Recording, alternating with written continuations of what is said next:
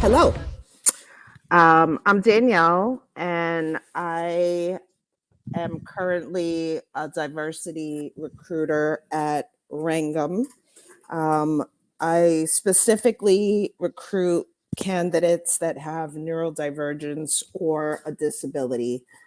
And in addition, I help them throughout the whole process from beginning, from the phone screen, the interview prep, their resume, all the way up until the job offer and past when they start as well. My passion is definitely connecting those candidates with inclusive companies and educating them about accommodations,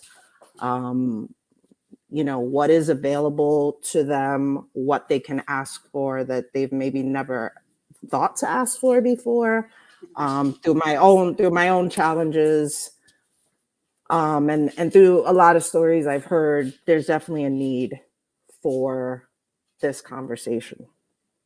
Yeah, absolutely. Hey. Hey, Lindsay.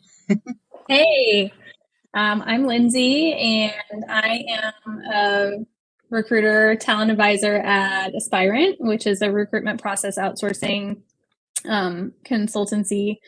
And I work with all sorts of candidates. My current client, we do a lot of focus on diversity recruiting and making sure that we have diverse candidate slates.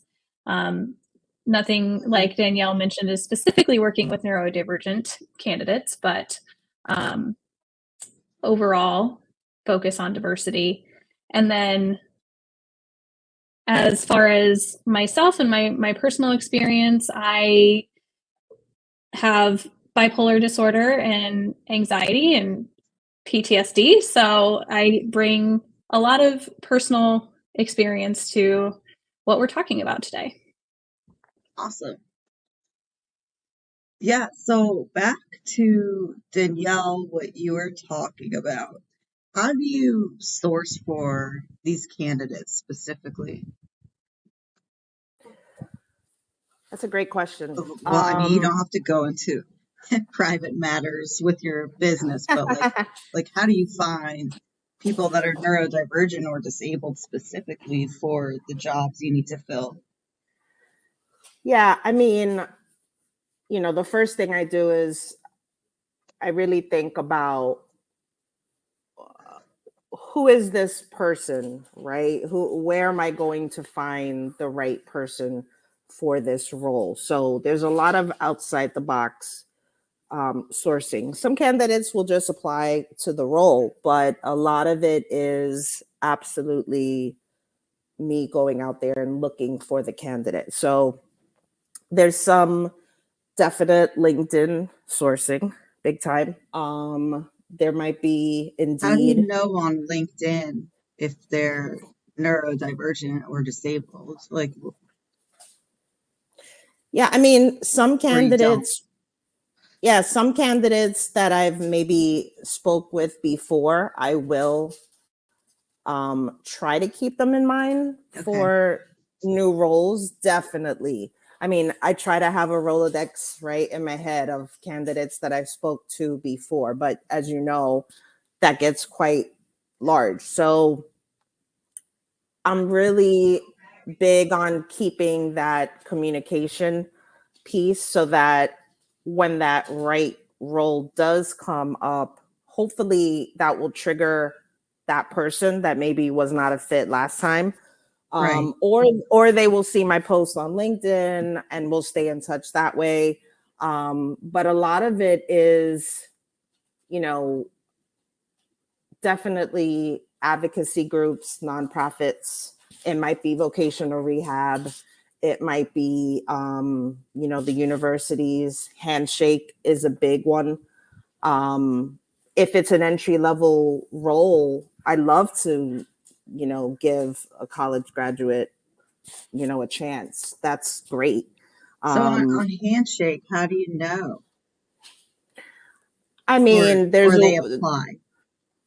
Yeah, I will typically, um, I will have it in the job description Okay. where we will list that this is a neurodiversity hiring program.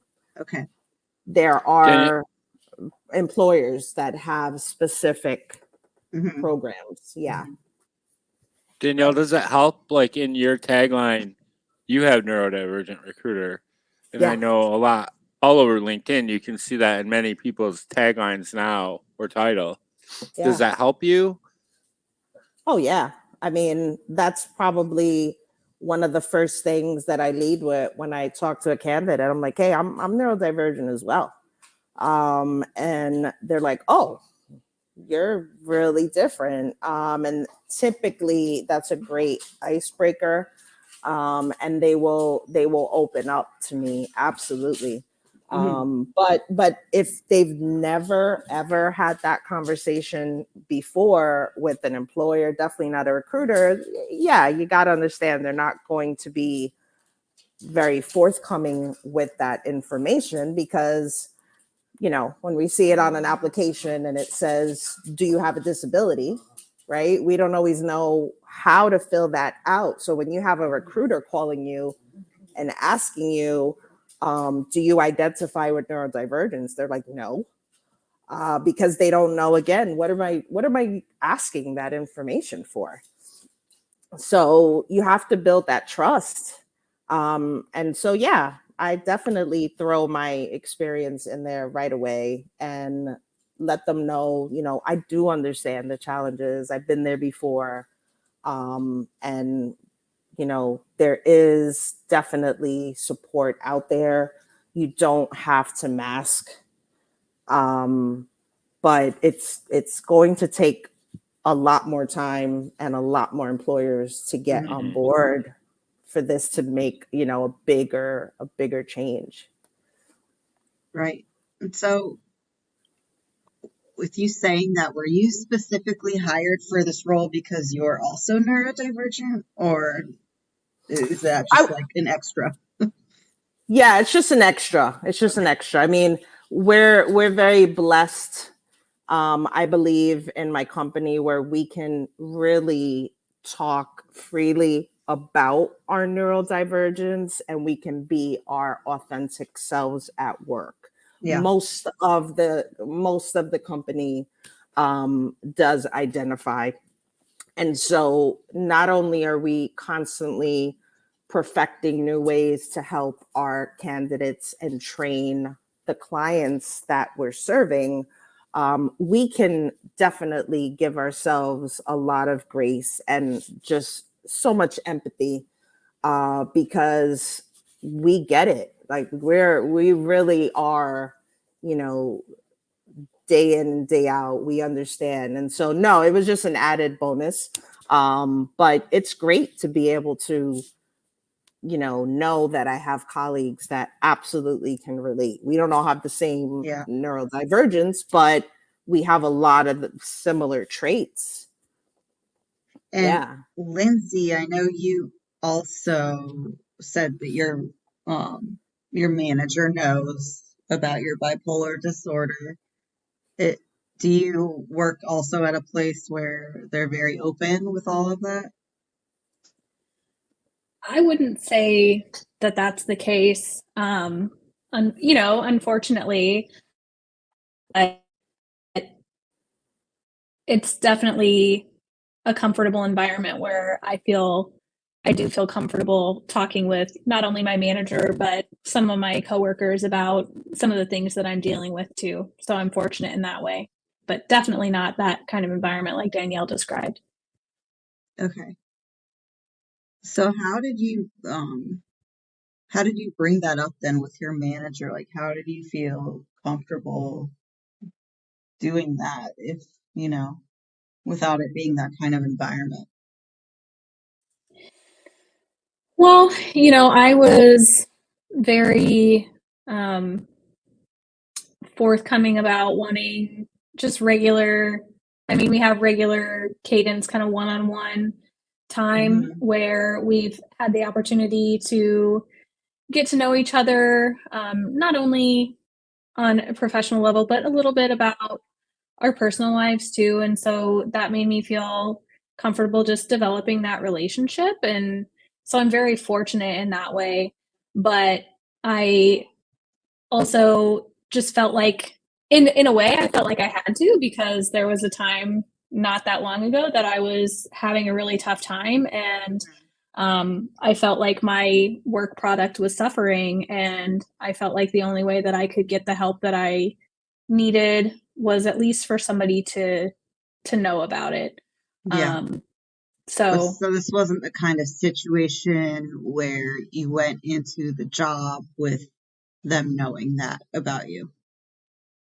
no, it was not like that. Yeah. So it's like two different, I think that's more common actually. That's kind of hard to have to hide that until later or, forever at work. So do you have tips for, like, either of you, do you have tips for how you go about asking for accommodations at work, or, bringing that up with someone?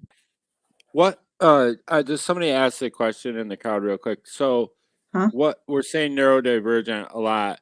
What what qualifies for that in like one of your roles, Danielle, before we give out tips? Because I Yeah. think that's important. We haven't Oh, really defined it. So is it autism? Is it PTSD? Is it Yep. ADHD?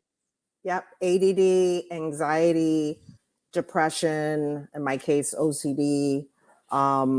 There's a big umbrella, huge umbrella. So Okay, so like most of us are probably neurodivergent, but not mhm. everyone is diagnosed. Not everyone has, a clear diagnosis and can say definitively, this is this is my issue. This is what they may say, oh, I've always been a little bit, this or that, or my grandmother always said I'm a little bit this or that. I've heard that all the time. I'm like, it would really be good to know definitively, what it is, because especially women, a lot of women get diagnosed with autism late, and are misdiagnosed. That's another one. It's typically more men that, earlier will be diagnosed with autism. Same with ADHD. With women, they'll just say, whatever, we're hormonal, who knows? But it's something that is just so widespread. But it's it would be really beneficial to really know what it is that is really going on, so then you would have those tools, whether it's maybe you do want to go to a therapist, or you do want to get medication, or both. Then yeah, you can go to your employer. Hopefully you have a company culture where you're asking for an accommodation that's really not significant to the company.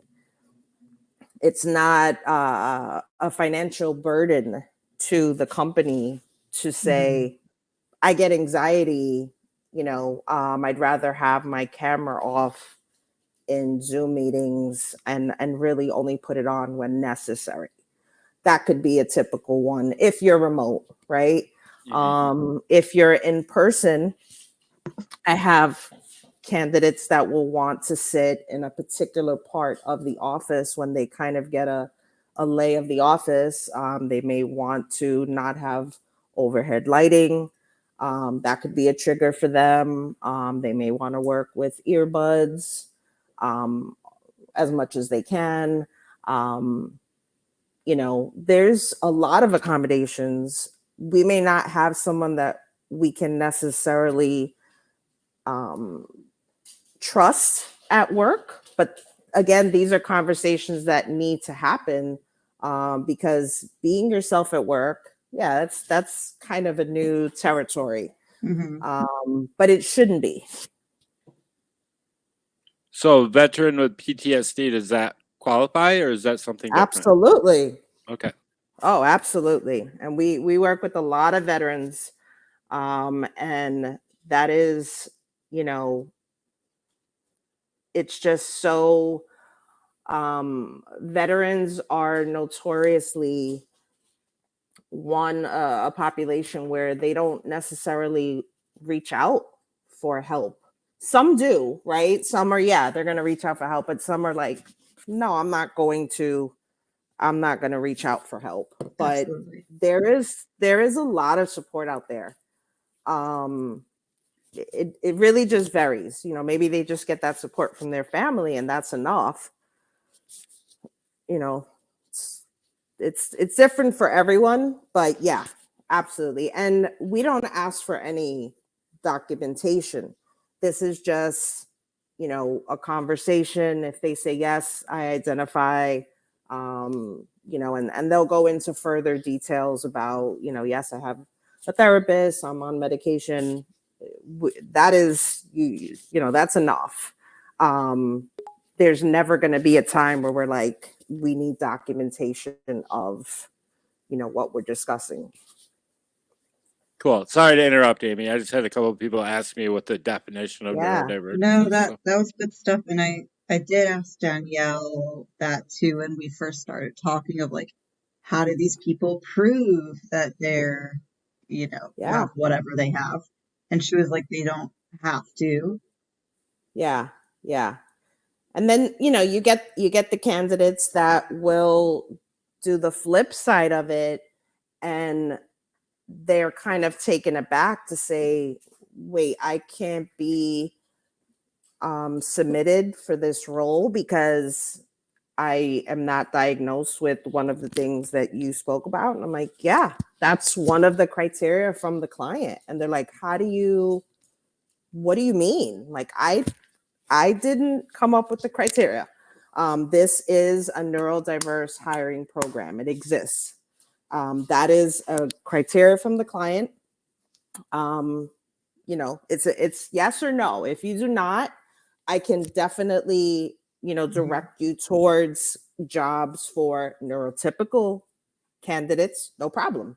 But these specific roles are designated for my neurodivergent candidates. And I am quite, I want to say mama bear protective of them, you know, but I get it. I get the candidate who's like, what do you mean I can't get this role? Right. You know, I get that. I get that. And just so everyone knows, Danielle works with like big clients. We probably aren't going to disclose her clients, but like they're, you know, big companies and stuff, not just little mom and pop. Absolutely. Yeah. There's a lot of, you know, Fortune 500 companies are absolutely recognizing the benefits of being inclusive. There is a lot of benefits, and that is untapped potential that you know really needs to. I believe it looks like the trend is it will continue to, you know, be looked at because, I mean, why not? So Right? what is the benefit for employers to have a program like that or to want to attract, you know, neurodivergent or disabled candidates? Like what's the benefit for them? Yeah, I mean, in my experience, you know, we bring a lot of strengths with our neurodiversity that unfortunately the neurotypical candidates just don't have. A lot of, you know, really great multitasking, really good organizational skills. Um, you know, we can be hyper focused, which can sometimes be bad, right? But really good at doing repetitive type work. So say, you know, manufacturing work. those type of jobs, production work, right? Very, very good work for someone that, you know, is maybe on the spectrum. Research. There are specific type of roles that those that are neurodivergent really thrive in these roles. But we're not necessarily going to want to do customer facing roles. You know, but we are, because we are discriminated against. Another part of it is you will, time and time again, the candidate is just so happy to be working, right? They're just like, they're thrilled to be given a chance. So you will have, you will retain those employees because they want to work. You know, they have the skills, they want to work. I have candidates with, you know, PhD, who just need a chance. Maybe they cannot interview well and they need to interview in a different style. And that's where they get, you know, lost in the system is the interview. That's crazy. Yeah. Just interview them a different way. What are the different ways that they could interview? Like, what's the different interview format you've seen? I mean, we will ask for interview questions ahead of time if the candidate requires that. Now, sometimes the client will say absolutely not, but typically we can get somewhat, maybe not exactly the questions, but we can get a general overview to give them a little bit of comfort going into the interview. We definitely heavy on interview prep. Definitely, you know, sometimes it's a panel interview when they get to like the third or fourth round. So we will get all the intel that we can ahead of time, and I will myself tell the candidate, you know, this is the way the third interview is going to be. We might have our account managers sit in on the interview with them as well. Whatever it takes. Yeah. You know, I mean, again, Lindsay, did you do anything like that, like interviewing differently or? I mean, we have, no, No. I interview people. However, I prep them at the beginning of the interview. I don't send them the questions ahead of time, but I do prep them on what the interview format is going to be, and will give extra guidance on how to answer questions that, you know, might meet the format a little better or try to get some more information out of them. So just my own style in asking things differently and doing a little bit as far as what I can control. But my client is a large corporation and unfortunately don't have control over that interview process. And do they have accommodations? They will accommodate. In a year that I've been with this client, I haven't had a single person ask for an accommodation during the interview process. Okay. And did you keep up with them after? Like, did they ask for accommodations at work?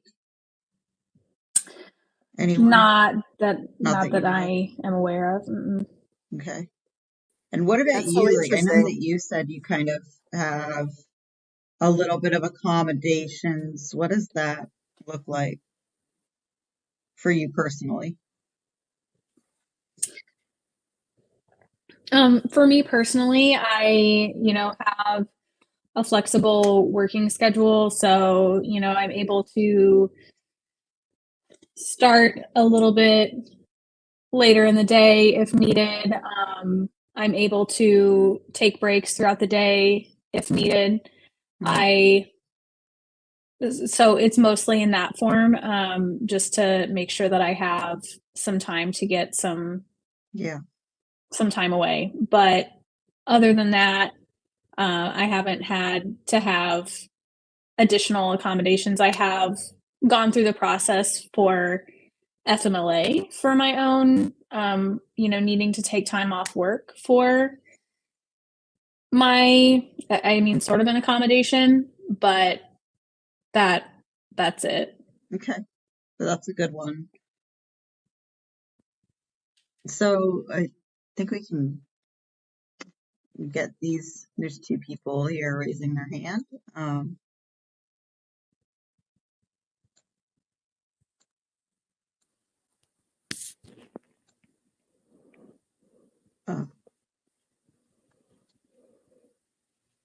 Gayatri, did you have a question or something to add?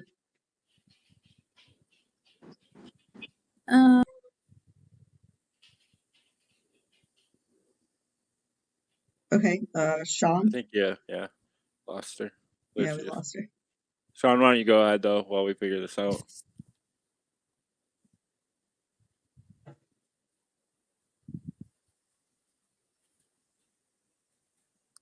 Hey, Sean, did you have a question?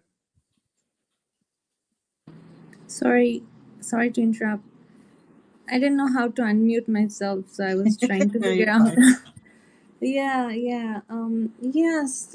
So actually, I've had my struggles. I've been in the job market, and I had a quick question. So the company that I got into has does not have sick days, but they do have short-term disability and long-term disability benefits. So does, like, if I do need to like have a flexible schedule, or would like to take, or would have to take a mental day off, then what how do I need to, like, how do I approach that?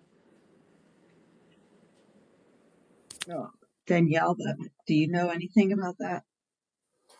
So do you have a contract? Yeah, I have I got a offer. So that's what it says, like the paid time off, and then like it does not say anything about sick days, like how many sick days are allowed, but there's a column. I mean, there's it's mentioned that there's short-term disability benefits for up to 7 calendar days, and long-term for up to 12 weeks. So where does, like somebody would need to take a day off or something for due to this reason, then like how that where that would that fall? Yeah, I mean, the short-term disability, that's not sick days. I would absolutely try to reach somebody with the HR department Mm-hmm. and ask them, is there um are there actual sick days, because you don't see it in your offer letter, Mm-hmm. if it may be in your employee handbook. Mm-hmm. Try to get clarification Okay. on that. Is there Yeah, definitely. PTO? No, actually, the other thing is that it says this it's a the short term disability 7 days is for non it includes non work related illness. And there's no PTO? Are Because you on a contract or is this a full-time role? It's a full time. Because She usually mentioned there's PTO. companies will have There is PTO, and PTO. that's like your Yeah, sick there days is are rolled PTO. into the PTO. There is PTO, but Okay. also this would come as a PTO.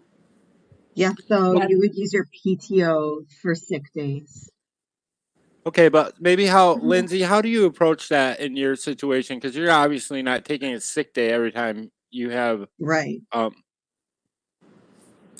No, so what I would do, especially depending on the size of the company, and your comfort level, is that I would speak with HR about how you might arrange an accommodation if that's something that you need.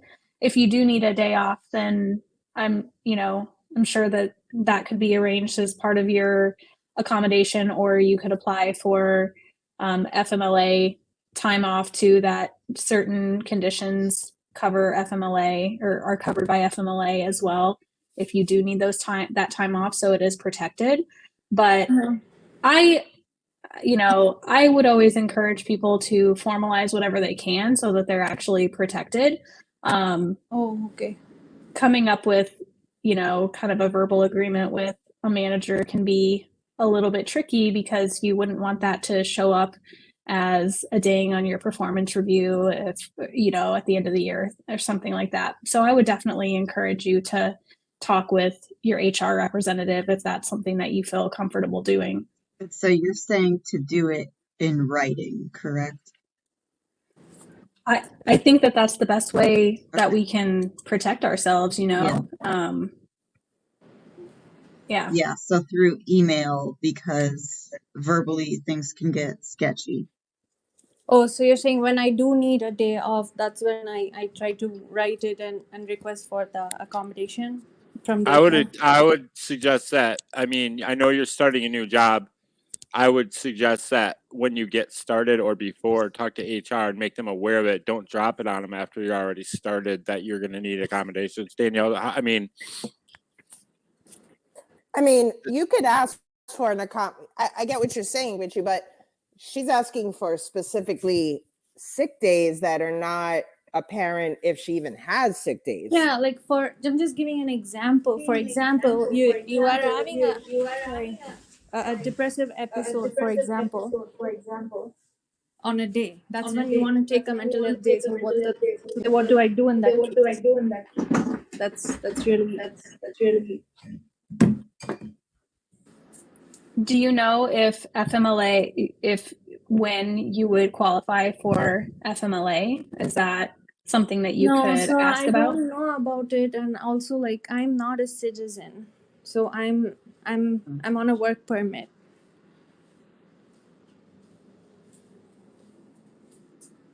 I don't They're believe, going I'm to- not, they're going to sponsor. oh, there's an echo. yeah, Sean, I got to mute you until you talk, man. I was just waiting I'm just waiting for my time to jump in. That's why I was just waiting on her to be I finished. appreciate it. For some reason, you're causing a really bad echo, so let me mute you real quick until we get to you, okay? Yeah. Sorry about that. Okay, so let's back up. I missed that because of the echo. Can you ask that again?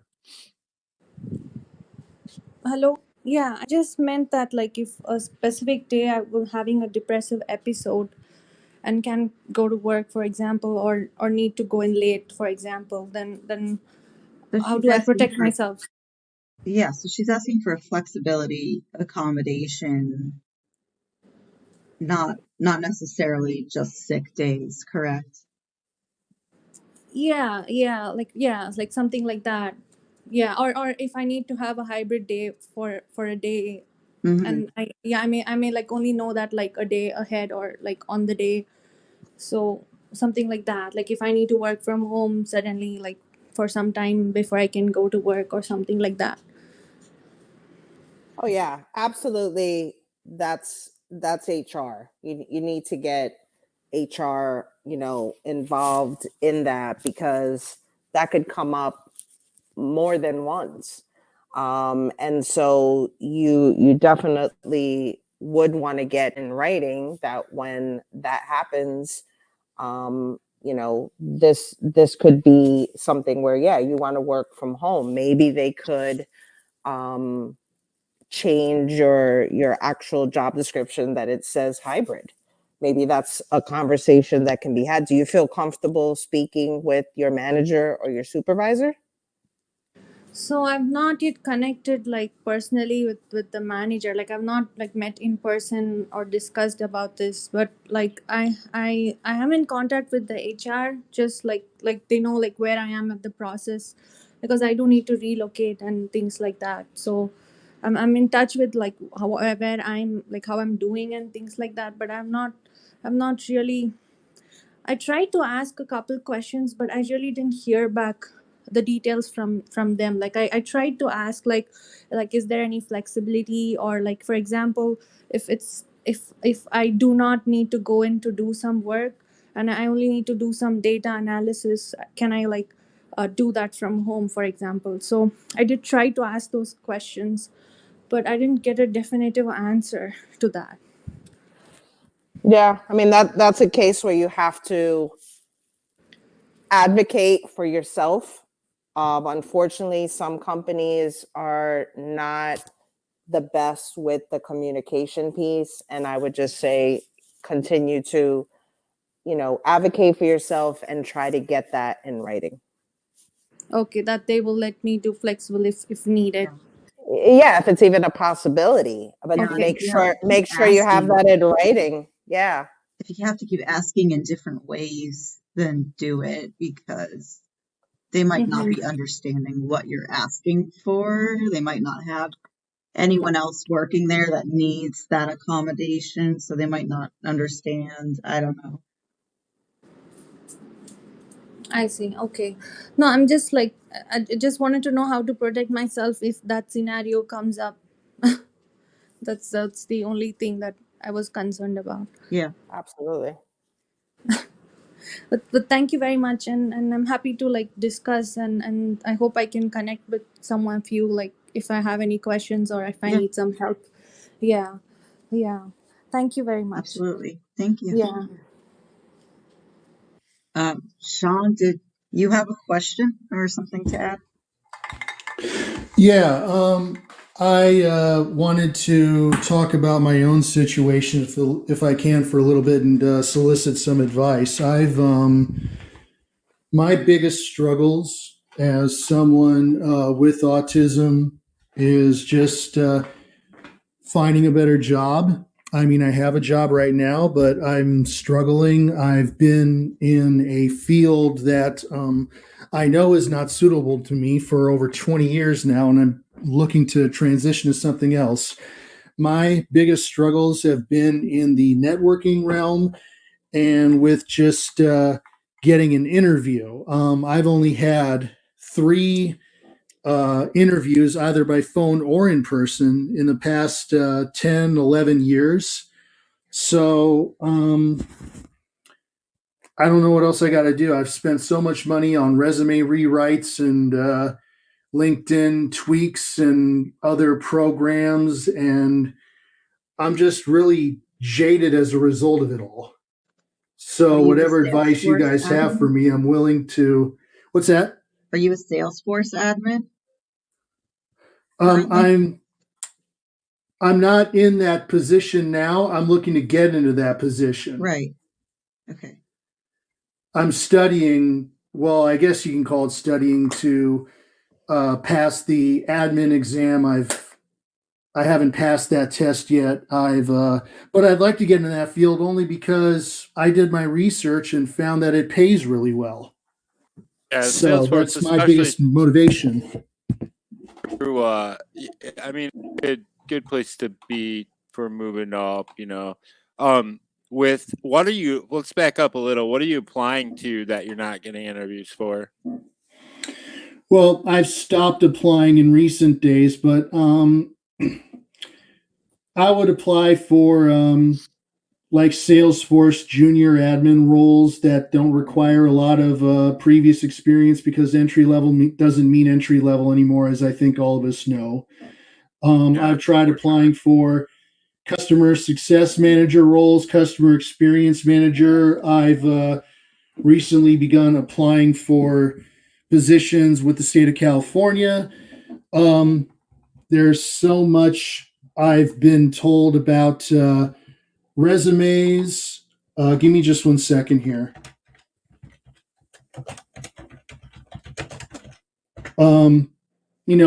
I've learned that if you give your resume to 200 different people, you get 200 different opinions on how to make it better. So I find that having to tweak my resume depending upon the position that I'm trying to go for is tedious. It shouldn't. I mean, it shouldn't be necessary in my opinion, and yet it is. I know that. Nearly every single instance, I either don't get a response, to, after I apply, like I'll just get ghosted forever, or I'll get an email saying, the thanks but no thanks email. I kid you not, once I had a company get back to me after I applied for a position 4 years ago.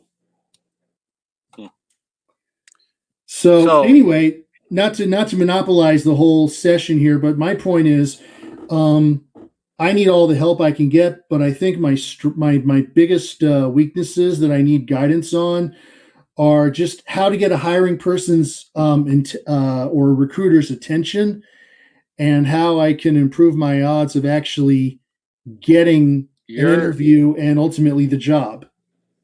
But you're not having autism that's not the problem. It's before you even get to a point where you can talk to someone. Right? Right. And even so, I think my condition is affecting me on those fronts as well, because I don't know how you're selecting what to apply to. I think this is definitely a Danielle question. So Danielle, do you have any advice?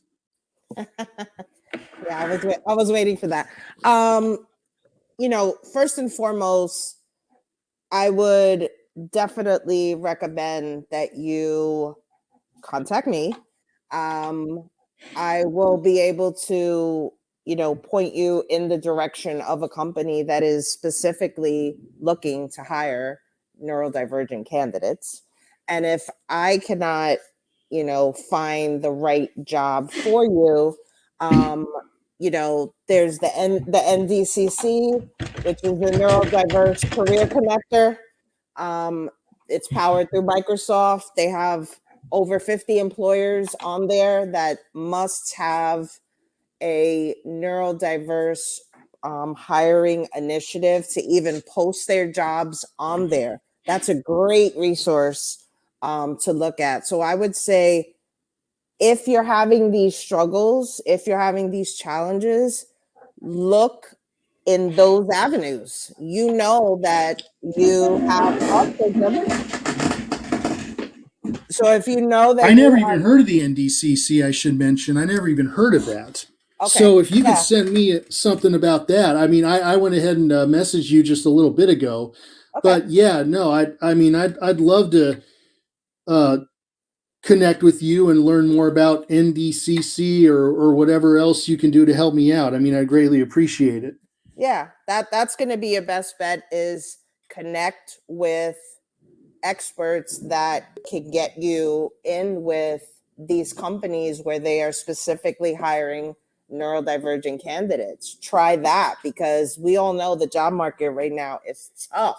Neurodivergent, neurotypical, everyone's having a really hard time. So go that route. Oh yes. go that route. I mean, we're all getting ghosted, right? All of the candidates are getting ghosted. But if you go that route and you specifically look in those avenues, then you're now a little bit closer to your goal, because you're going to be in a much smaller pool of candidates. And that's what I hope for. I just want to find somebody who will give me the time of day, and so I can actually make enough to make a living, because I did read somewhere, and I believe the statistic, 85% of all autistic, neurodivergent people, whichever way they want to classify themselves or feel they need to classify themselves, that's the unemployment rate, 85%. Possibly. I don't know, but I know that there's a lot of us out there, and definitely there's help out there. Yeah, absolutely. I hope to I look forward to connecting with you at some point and talking. And I did message you a little bit ago, like I said, so thank you for letting me talk here. You're welcome. Thanks, Sean. Appreciate you. Hi, Corey. Corey. Hey, everyone. I really do appreciate this conversation, these topics specifically, because as I mentioned recently with Amy, I am someone that now I identify with neurodivergence. And this is something that's new to the outside world of people that don't necessarily identify as having anxiety or adult autism or wherever you fall under the umbrella. But listening to, I believe it's Theathri, please forgive me if I just butchered your name, and Sean, first to Theathri, I would like to say, as someone with a background in HR, do not feel the need or compelled to talk to your manager or supervisor or anyone. I say that specifically because of HIPAA. Lots of managers or supervisors are not qualified. That's a HR issue or topic that you need to discuss with HR. And if you do not have anything spelled out in forms of an offer letter or employee handbook as far as what constitutes as sick time or PTO, that's definitely a conversation that you need to have with HR. And I 100% agree with Amy on getting things documented. Coming from HR again, I believe in CYA. You don't know what it means? Google it. And everything that you do as far as your job, cover yourself.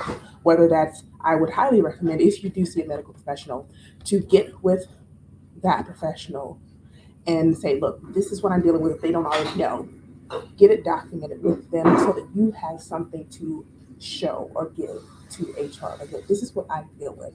Can you accommodate this? Or if I need this time, what's possible?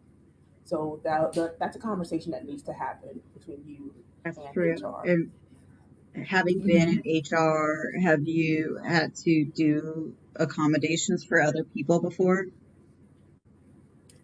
I have.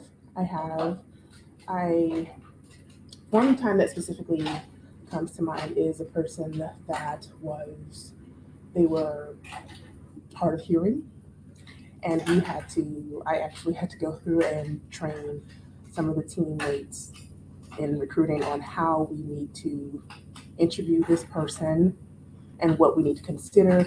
They would not do well in, say, an audio, so we had to get into Google Chat to accommodate this person that we were looking to hire and just really go through all of those things. But companies do have these standards, and it's actually a legal requirement Yeah.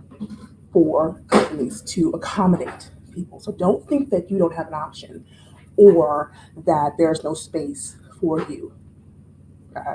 Go to Department of Labor, even if you have to go to EEOC. Yeah. Find But like out for you yourself, said, do your research. get it in writing, because Yeah. if you don't and they don't legally fulfill their requirements, you're screwed. Just saying. Yes, yeah, but I'm very much a people advocate. And so I feel all of these situations. And Sean, I would suggest that you first see yourself as someone that has a capability. You have autism, but you have capabilities beyond that. And when you're looking at these employers and who you're applying to, do your research on them and see what their culture is, or company culture is like, what they value. And a lot of times we have companies that are just fluff. Oh, we DEINB, and we're all inclusive. Really look into this, and something that Danielle just mentioned. Everybody's getting ghosted right now. Everybody. So don't take that to heart, but really keep in mind the problems that you, specifically you, and no one else can solve for these organizations. You have something that you bring to the table. You're learning, you're going through your research in Salesforce, that's where you want to be. Use that as say, hey, I am doing this to further myself.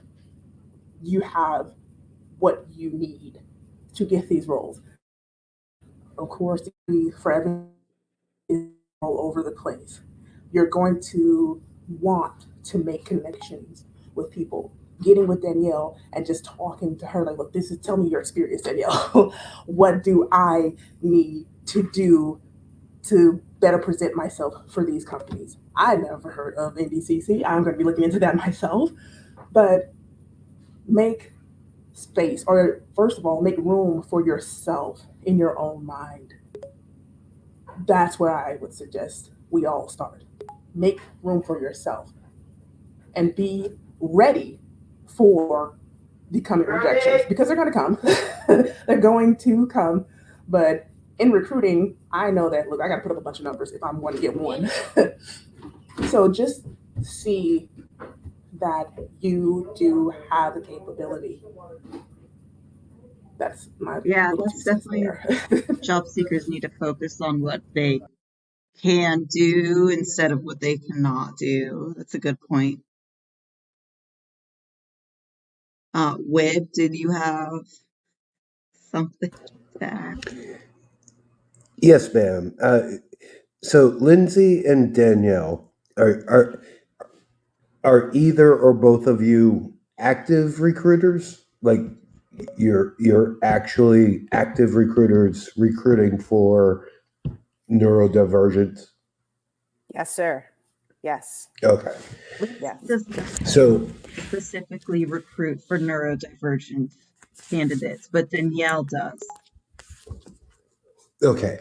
So my story is I've never been diagnosed, but I have been accused of PTSD, and I've been accused of this by people who would typically diagnose PTSD, because back when I was 17, I was trudging through the Middle East, stumbling across 15-day-old bodies baking in the sun and so forth. But I was also, because of my neurodivergence, that was the job I had in the military. And like, for example, are you left or right? If somebody were to ask me that, I have to ask them, in what? Because I'm neither left-handed or right-handed, because it depends on what you're talking about. And if you were to hand me a gig of text file of logs, I can, within probably a half an hour, give you back a report on what's going on, abnormal behavior, things like that, just because that's the way my brain thinks. And neurodivergence in cybersecurity is awesome, because, and this might be, I kind of hesitate to say this because it might be following or stating, tropes or something about neurodivergence, but neurodivergent people in cybersecurity are awesome for picking out bad behavior on the network and cybersecurity monitoring. That they are so strong. They are so much stronger than I don't know what you call non-neurodivergent people, but Neurotypical. Neurotypical, yes. So the neurodivergent people will pick out bad behavior before a neurotypical person will, when it comes to cybersecurity. And the only problem is, unfortunately, in cybersecurity, there are many times when the pucker factor goes to 11, and that's and people that are working around neurodivergent people have to be cognizant that, okay, I am excited. I'm excited and I am emotional because somebody has intruded into our network. But if I sit here and yell, they're going to think that I'm yelling at them. But I'm yelling because I'm excited and nervous and things are going bad.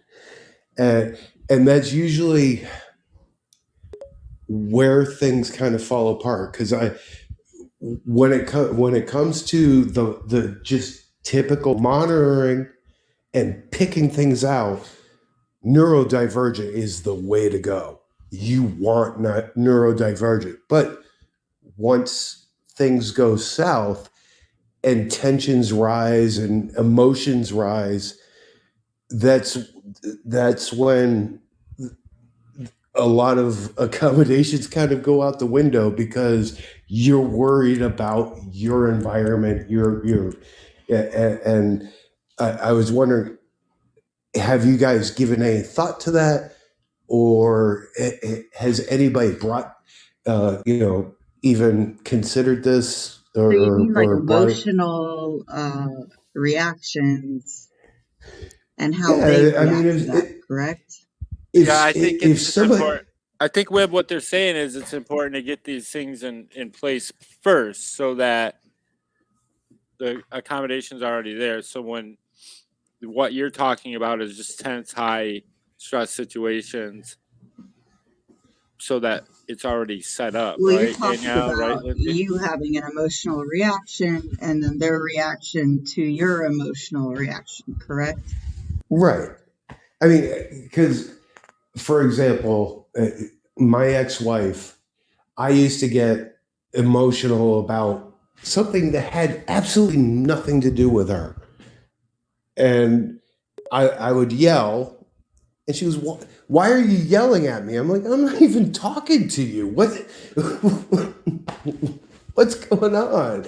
But it's very similar to that, is where my emotions go up because it's natural for me, but the perception is you're yelling and there's only me and you in the room, so you must be yelling at me.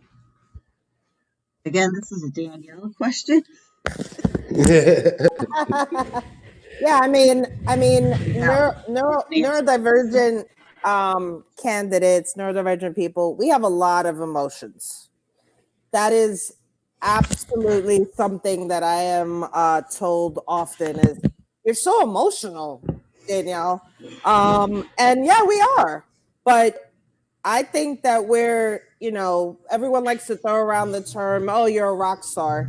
Yeah, we are, because our brains are wired differently. That includes emotions. That includes looking at work differently. And that includes, sometimes we have outbursts where someone might not understand that outburst. And in a work environment, yes, it could be perceived as unprofessional.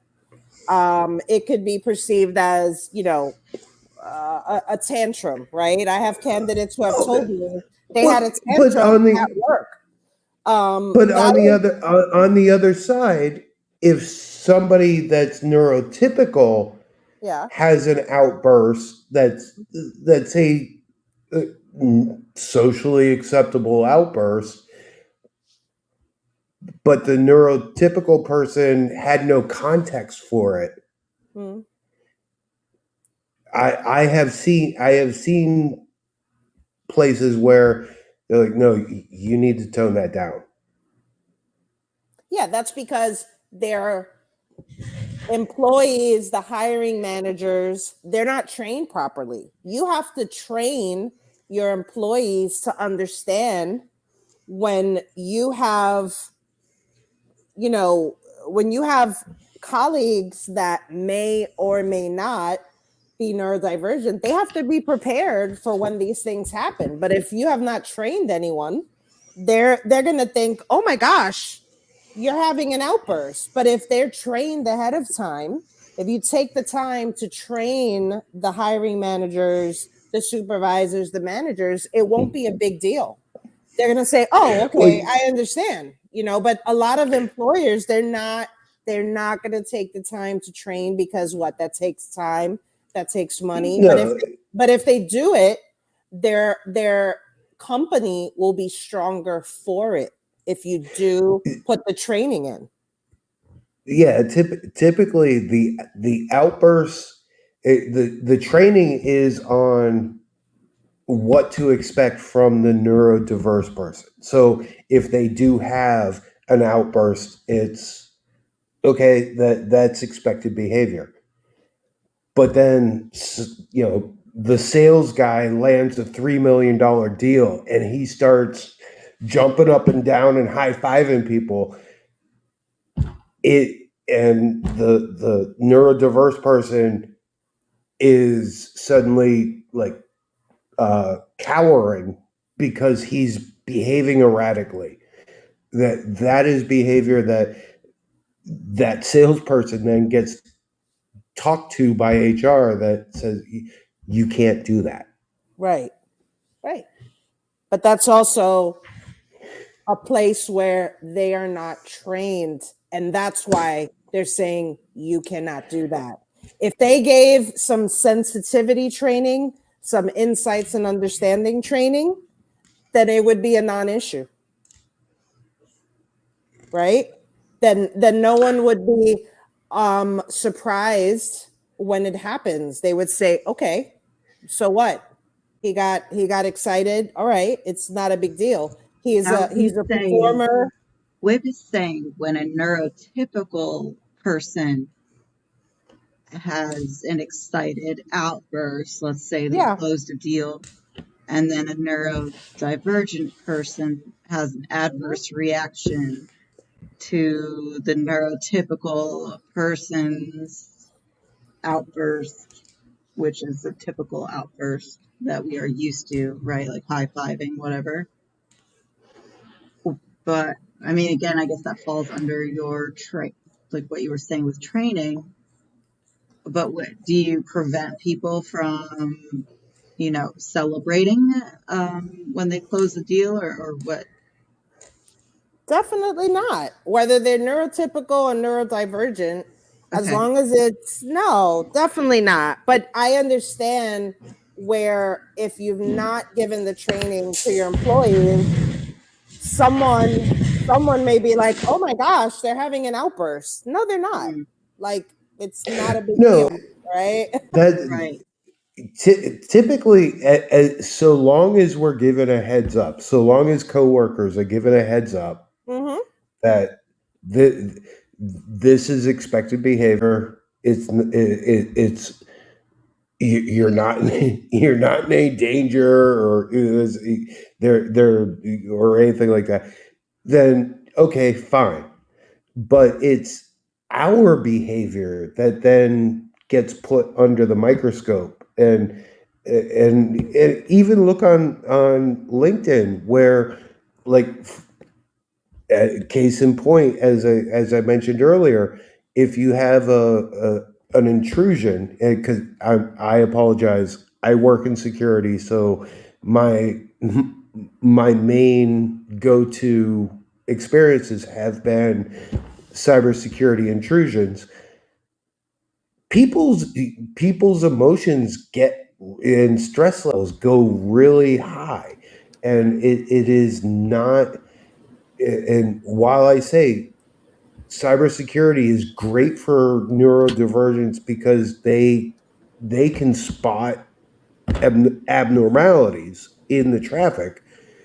But once people's stress levels get high, all the training in the world is really hard to maintain. Can I when can I come in with a solution? Yeah.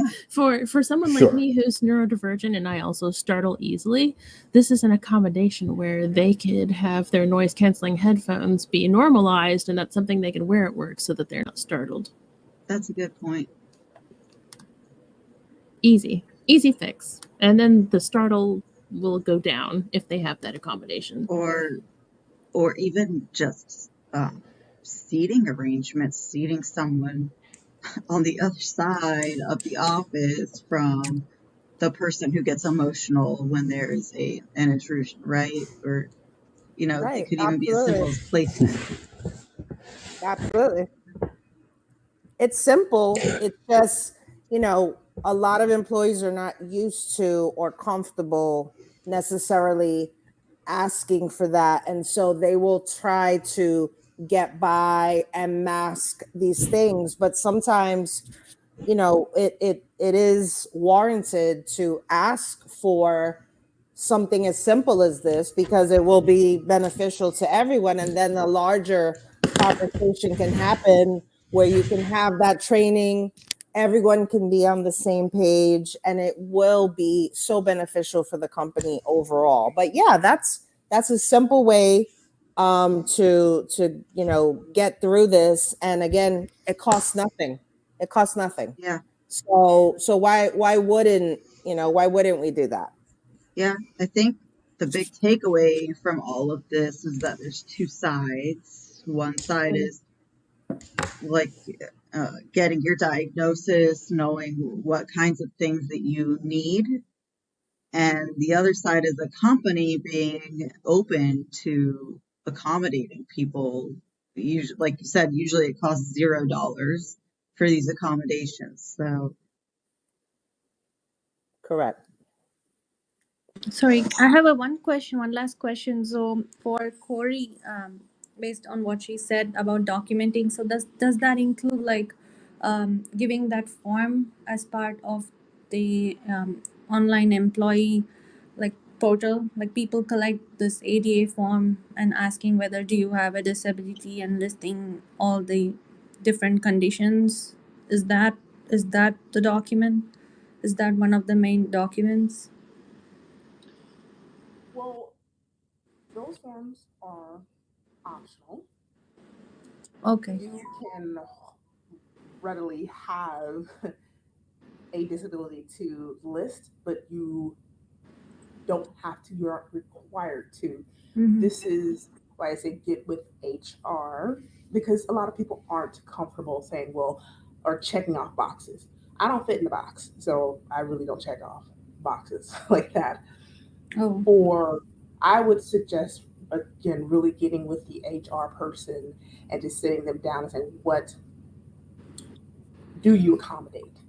And if you have an offer letter, a employee handbook, look through those, and if you can't find any clues or answers directly, bring that to HR and have that discussion. And something else that was mentioned is a part of FMLA.